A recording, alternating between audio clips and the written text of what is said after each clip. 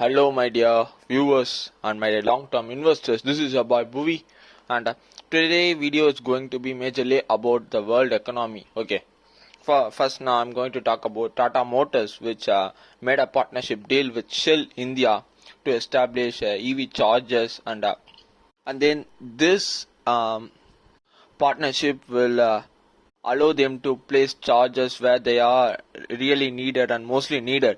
So this partnership is going to help to sprout new charging stations in India, and by this partnership you can see that Tata Motor passenger vehicle customers will get reward points while charging in the Shell station. This will enhance the boosting in consumer spending in Shell station.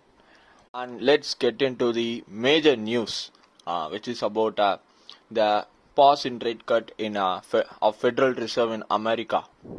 Even though the interest rate is at 5.5%, the economy is booming and making a progress, and inflation are shooting up.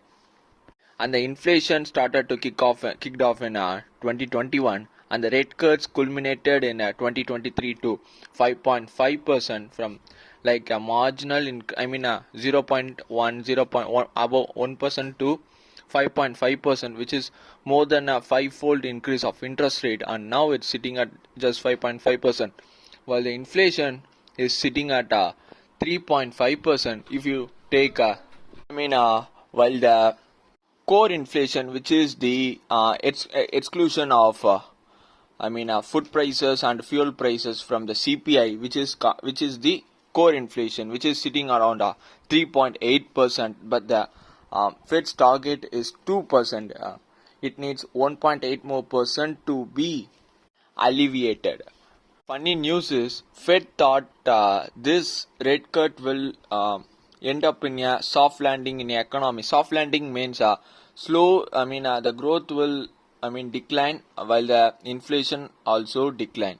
So in this case, they thought the economy will go into a soft landing, while the reality is the economy is not yet landing.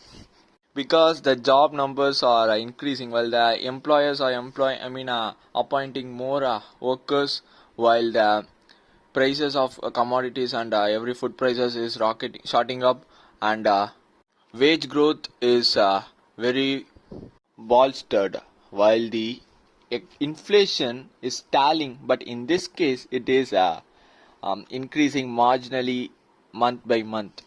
The efforts of Fed's official to rein in inflation is becoming vain at end. So, in March month, the Fed Chair Powell said that you can expect three rate cuts in 2024, but in reality, as citing this developments in market, which is a stagnant inflation or the growth in inflation, we can assume that there might be one rate cut or no rate cuts. In my point of view, I would say there will be no rate cut or just a one rate cut, which will be at around 0.25% rate cut. But the market went into a celebration mode and went into euphoria in March, because the S&P hit an all-time high and the Nifty is hitting all-time high. And as the news broke out in I think in Tuesday, I think so, the Asian markets and other markets, American markets slumped, but Indian markets is slumped today. I think I not yet watched the market. Yes, Nifty slumped 1.04% today, that's right.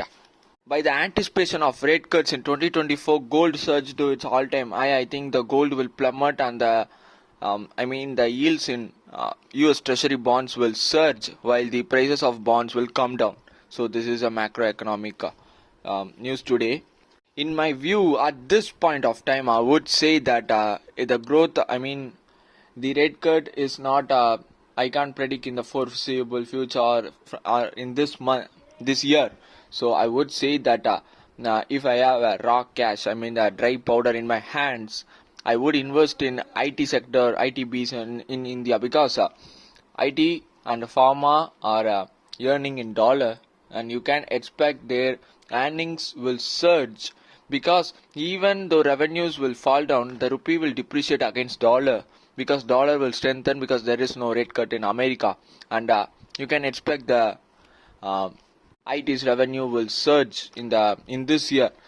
Even though if you need to spread the bet, you can take a bet in like companies like gold loan companies and gold selling companies.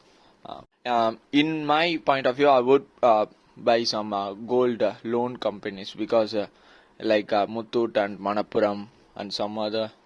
Joe Biden said he is expecting one rate cut, at least one rate cut in this year, because he can say anything, because the election is nearing in November, I think so, in America. And if the rate cut will be remain stagnant, his chair is at stake, because he would say something to protect his chair. And while this is going on, England Central Bank, ECB, European Central Bank, sorry, said it gave a pause in rate cuts, and signed that future rate cuts will be uh, commenced if the progress is, if the progress will move towards as they thought, which is they are progressing well, and their inflation is containing very well by the leaders in European region. This European Bank and a Federal Reserve also paused its rates, right? And let's go to China, the major economy. So in this case, China's inflation just surged 0.1%, which is a clear sign that China is in a deflationary pace, which is the cash is becoming more valuable than the assets. It is like a low pressure in human body. So you can, I would say in the case of Japan, it took many decades to come out from the deflation, and now its economy is just progressing, and it has a 4%, or a 3% inflation. It is a, touch wood for them, and they are celebrating it as a boon. And while the Nikkei index is breaching its all-time high, that's a sign that when an economy should maintain a small amount of inflation, and it should not go above the tolerance level, and should not come below their knees. The belts. It should be like a warm water. The deflation is a most vicious, so even a high pressure in the human body can contained, but the low pressure is something, a thing to be fearful about it. By seeing this, I would say gold should need to take some risk, and while the dollar is going to be surged, at least it will give a marginal upward momentum.